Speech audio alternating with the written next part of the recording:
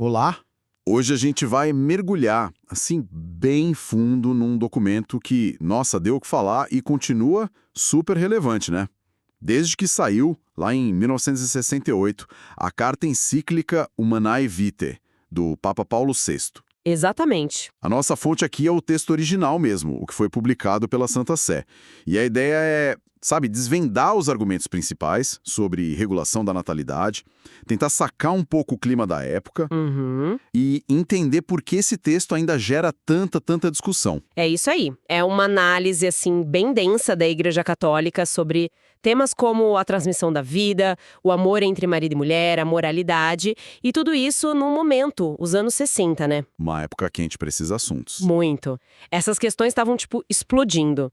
Então vamos olhar os pilares da doutrina e também as orientações mais práticas, as diretrizes pastorais que o Papa Paulo VI ofereceu na época. Beleza, então bora lá. Para a gente começar a entender que cenário era esse, o que estava acontecendo que levou o Papa a escrever o Humanae Vitae. O texto menciona que surgiram questões novas. Pois é.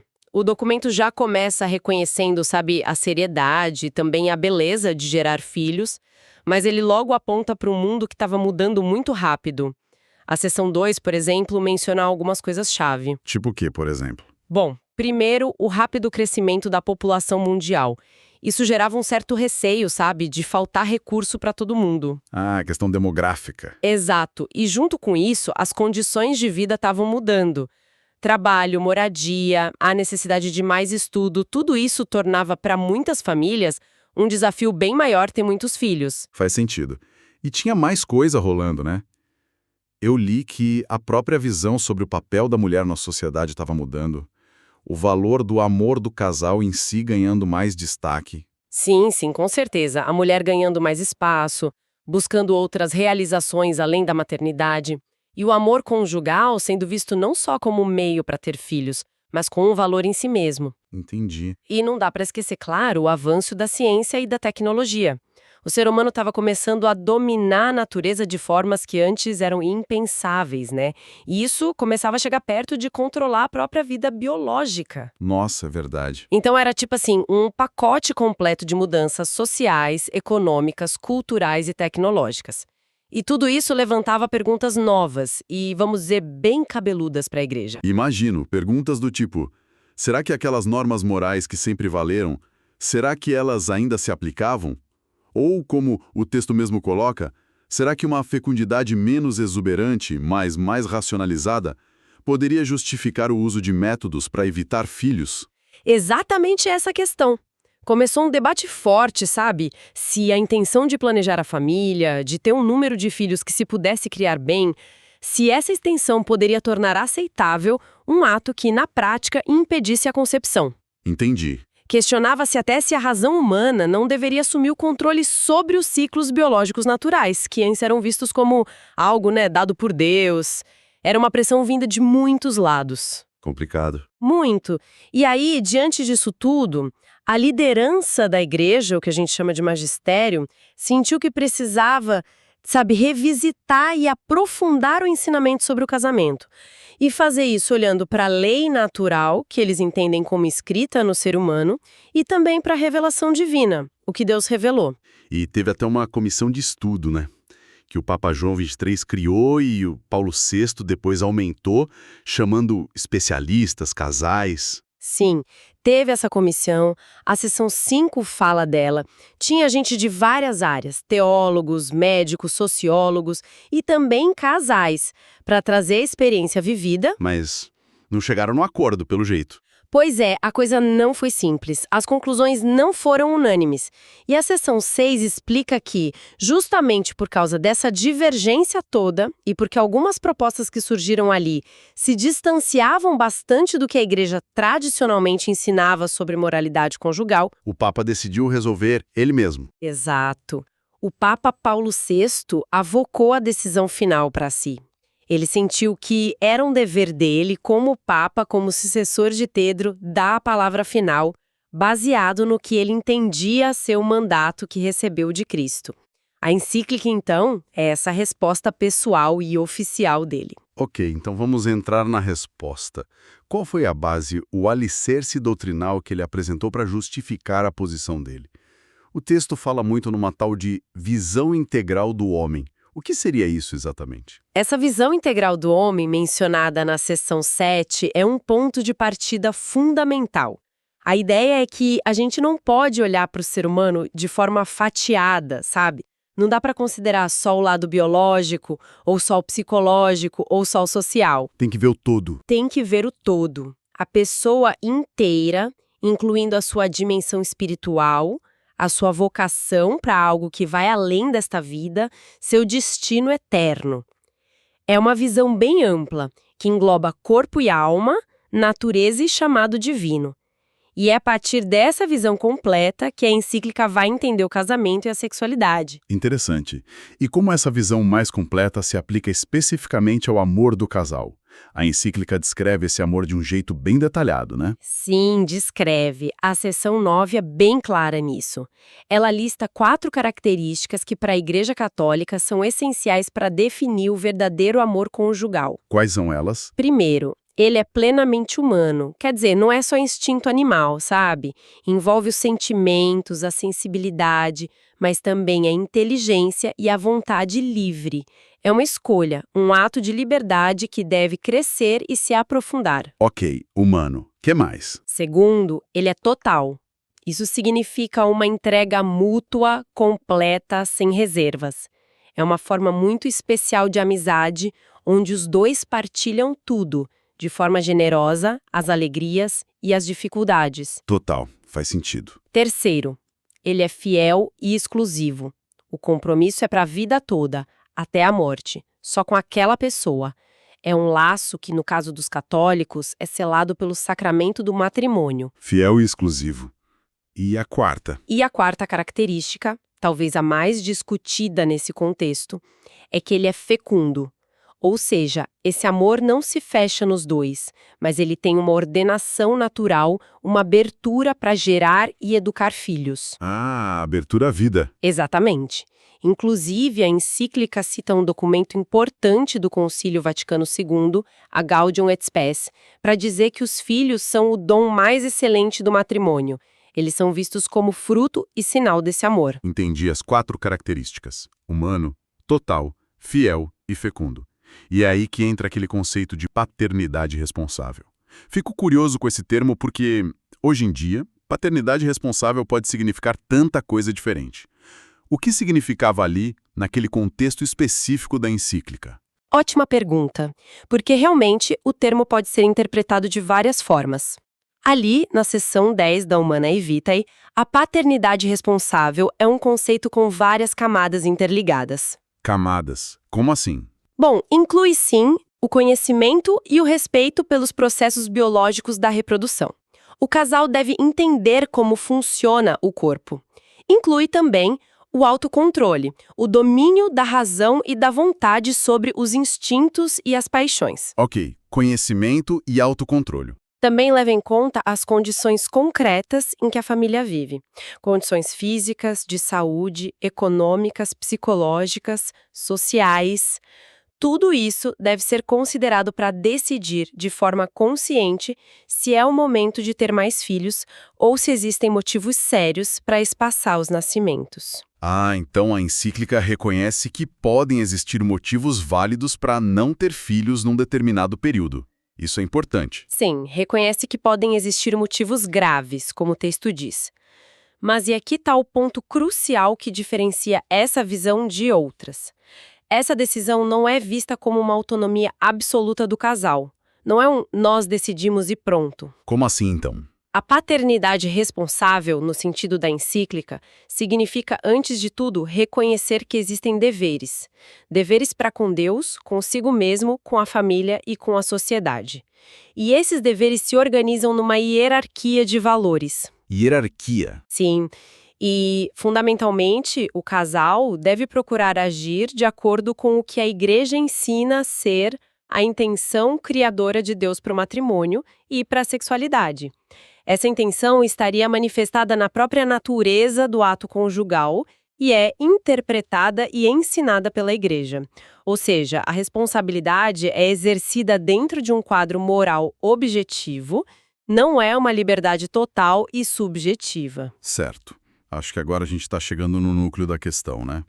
No ponto que talvez seja o mais conhecido e também o mais polêmico da Humanae Vitae. A seção 11 afirma que o ato conjugal é bom, é digno, mesmo quando ele é infértil por causas naturais, tipo idade ou o período do ciclo. Exato, isso é reconhecido. Mas, ao mesmo tempo, ela insiste que qualquer ato matrimonial deve permanecer aberto à transmissão da vida. O que isso significa na prática?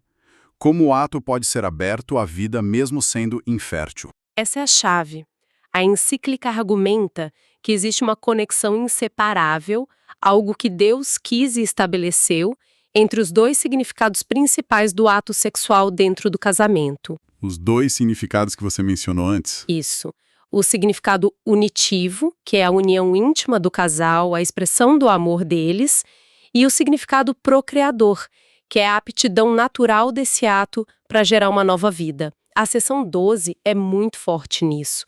Ela afirma que essa ligação entre unir e procriar é intrínseca, faz parte da estrutura do ato, e que o ser humano não tem o direito de quebrar essa conexão por iniciativa própria. Entendi a lógica. Então, se o casal interfere ativamente para impedir a concepção durante o ato sexual, mesmo que a intenção seja boa, isso seria visto como ir contra essa estrutura natural querida por Deus. Seria isso? Exatamente essa é a linha de raciocínio da encíclica.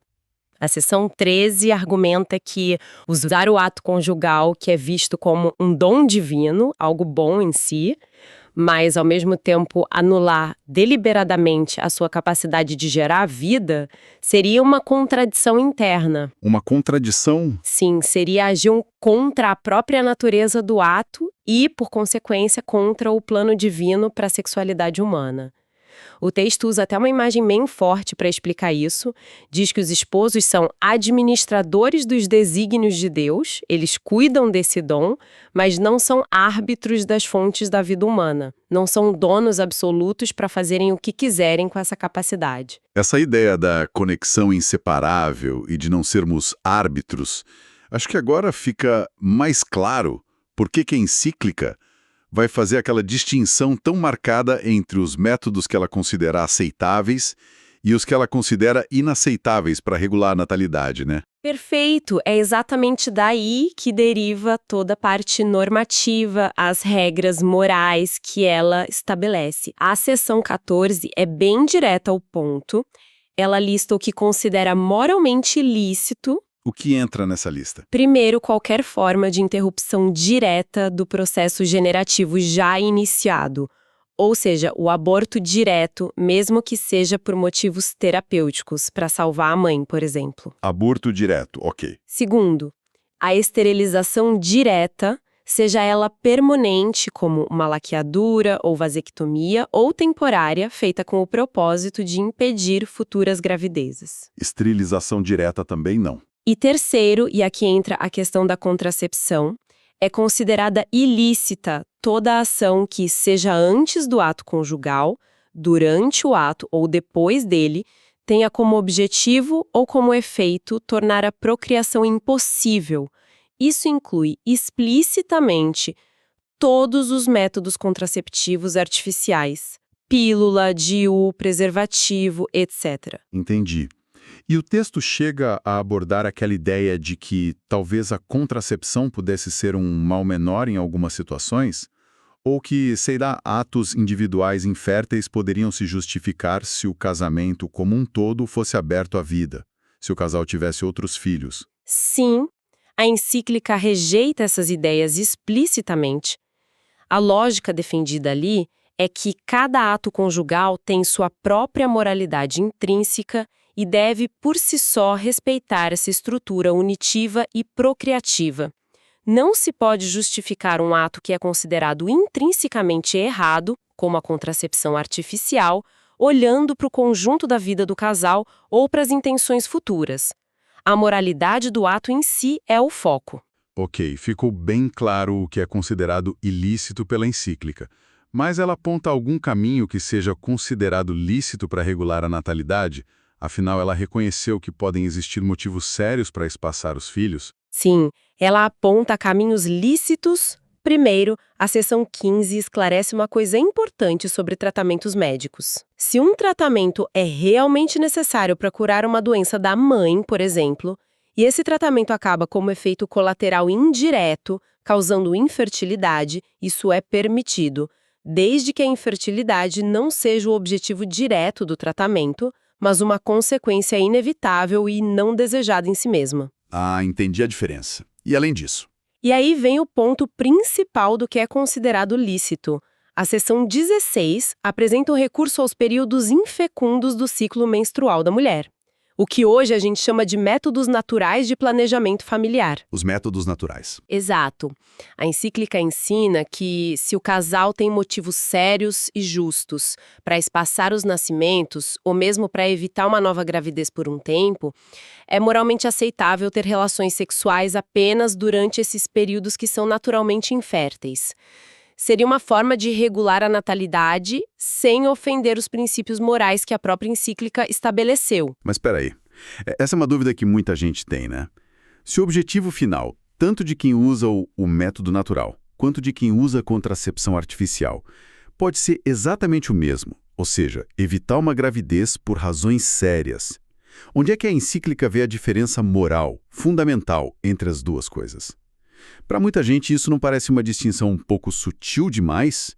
Ou até hipócrita para alguns? É uma diferença de natureza moral. A seção 16 tenta explicar isso. A argumentação é a seguinte: no caso dos métodos naturais, o casal estaria usufruindo legitimamente de uma disposição natural. Usufruindo de uma disposição natural. O que isso quer dizer? Quer dizer que eles observam o ciclo da mulher, como ele é naturalmente, e decidem ter relações ou se abster, trabalhando com a biologia, respeitando os ritmos que já existem. Eles não introduzem nada artificial para impedir a concepção. Ok. E no caso da contracepção artificial? No caso da contracepção artificial, a encíclica diz que eles estariam impedindo o desenvolvimento dos processos naturais. Ou seja, eles estariam agindo contra a biologia, introduzindo um obstáculo artificial para frustrar ativamente a capacidade procriativa do ato sexual. Então a diferença crucial estaria no como se busca o objetivo. Num caso, você aceita a estrutura natural do ato e do ciclo e se abstém quando necessário. No outro, você intervém artificialmente para modificar o resultado do ato, para torná-lo infértil. Exatamente essa é a distinção que o texto faz. Argumenta-se que, ao usar os métodos naturais, que exigem diálogo, conhecimento mútuo e, às vezes, períodos de abstinência, o casal estaria demonstrando um respeito maior pela estrutura do ato sexual dada por Deus e estaria desenvolvendo virtudes como o autocontrole e o respeito mútuo. E a contracepção artificial seria vista como o quê, então? Uma manipulação. Seria vista como uma manipulação que quebra aquela conexão inseparável entre unir e procriar que a encíclica considera fundamental. É como se dissesse: eu quero a união, mas rejeito ativamente a possibilidade de procriação que está ligada a ela. É uma distinção que, como você disse, gerou e ainda gera muito debate, muita incompreensão, mas é central para entender a lógica da Humanae Vitae. Entendi a lógica interna do documento agora. Além dessa base doutrinária forte, a encíclica também parece olhar para o futuro, né? E levanta algumas preocupações bem sérias sobre as possíveis consequências se a contracepção artificial se tornasse algo comum, generalizado na sociedade. Sim, a seção 17 é bem interessante nesse sentido, quase profética em alguns aspectos, dependendo de como se lê hoje. O Papa Paulo VI expressa ali alguns temores bem concretos. Que tipo de temores? Por exemplo, o temor de que a facilidade de acesso à contracepção pudesse levar a um aumento da infidelidade conjugal e a uma degradação geral da moralidade, especialmente entre os mais jovens que talvez perdessem o senso da seriedade do ato sexual. Uma preocupação com a moral sexual em geral. Exato. E há também uma preocupação específica com a relação homem-mulher. O Papa temia que o homem, tendo a contracepção como garantia, pudesse perder o respeito pela mulher, passando a vê-la mais como um instrumento para satisfazer os próprios desejos do que como uma companheira que merece respeito e consideração em sua totalidade. Nossa, é uma visão bem forte. E tem também um alerta sobre o papel do poder público, não tem? Era que governos, talvez preocupados com questões demográficas ou com controle social, pudessem acabar impondo ou incentivando fortemente certos métodos contraceptivos sobre a população. Invadindo a liberdade dos casais. Exatamente. Uma intervenção estatal na esfera mais íntima da vida familiar.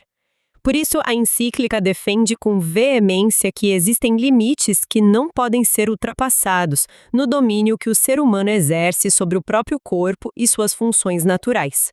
É preciso respeitar a integridade da pessoa. Faz sentido essa preocupação com a autonomia. Diante dessa postura toda que era e é bem firme, a Igreja se posiciona ali como uma defensora de certos valores humanos autênticos, né?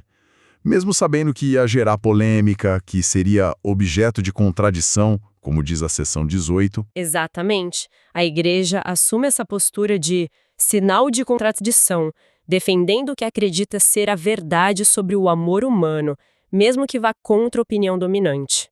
E aí, depois de toda essa parte doutrinal e das preocupações, vem as orientações mais práticas, mais pastorais. Como ajudar as pessoas a viverem isso? Sim, a parte final da encíclica tem esse tom mais pastoral. A Igreja se apresenta como mãe e mestra, como diz a seção 19. Ela reconhece que viver essa moral conjugal pode ser difícil, que exige esforço. Reconhece a dificuldade, então. Reconhece, sim. A seção 20 fala das dificuldades, mas afirma com confiança que é possível observar a lei divina com a ajuda da graça de Deus, com a força que vem da fé.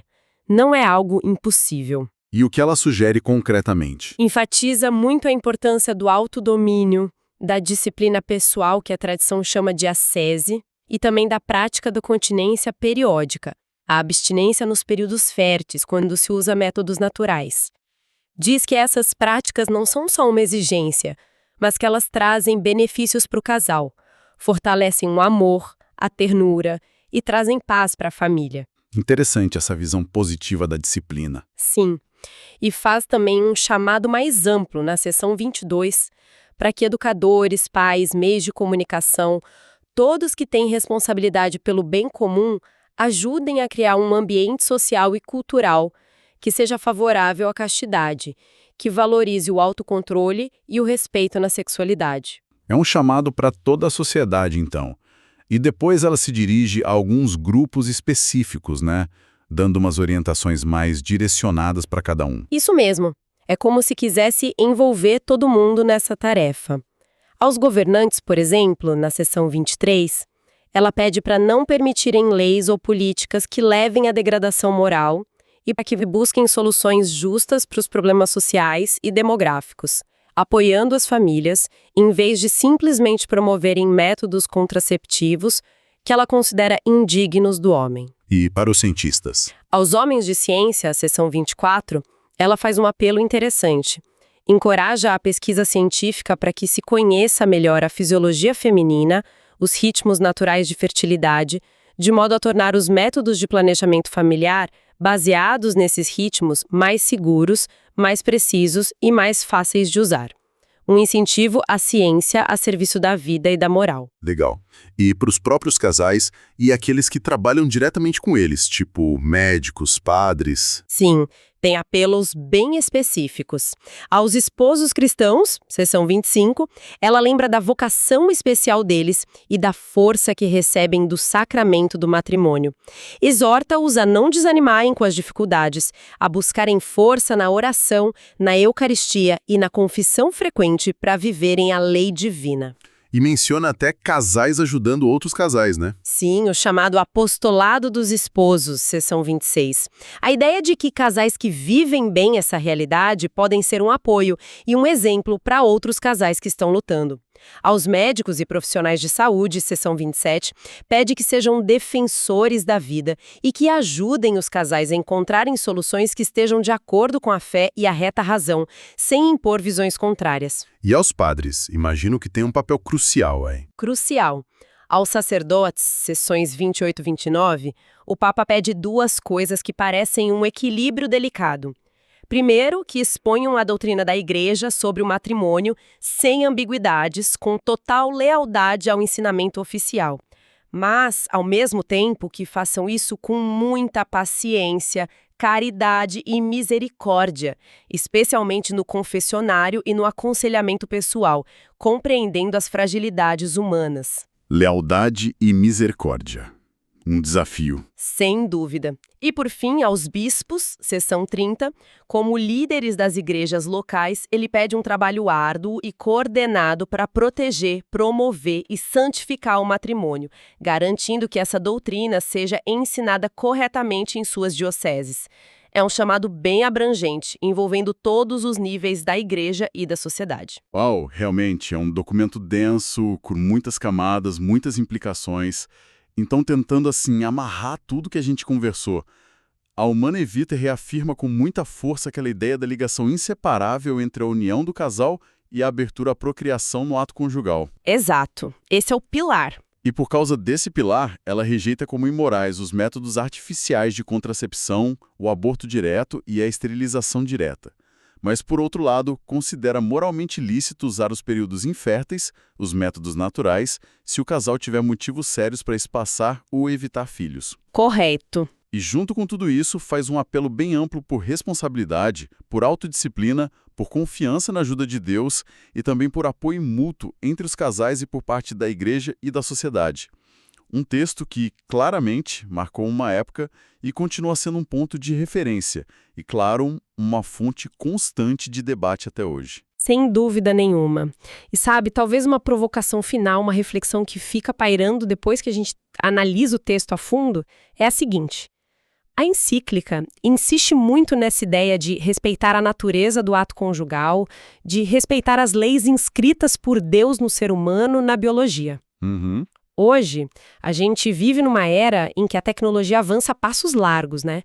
Permitindo intervenções cada vez mais profundas na nossa biologia, não só na reprodução, com fertilização in vitro, edição genética, mas em tantas outras áreas. É verdade. O cenário mudou muito desde 68. Mudou demais. Então, a pergunta que a Humanae Vitae, talvez até sem querer, nos lança hoje é: o que significa, concretamente, respeitar a natureza na nossa era tecnológica?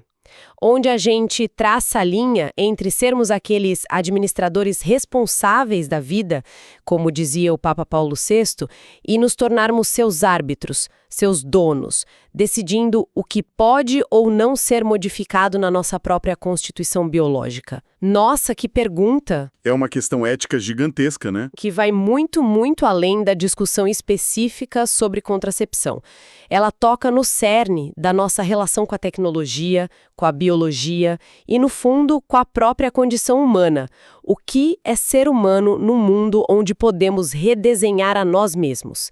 Acho que essa é uma questão que a Humanae Vitae lida hoje, nos obriga a pensar.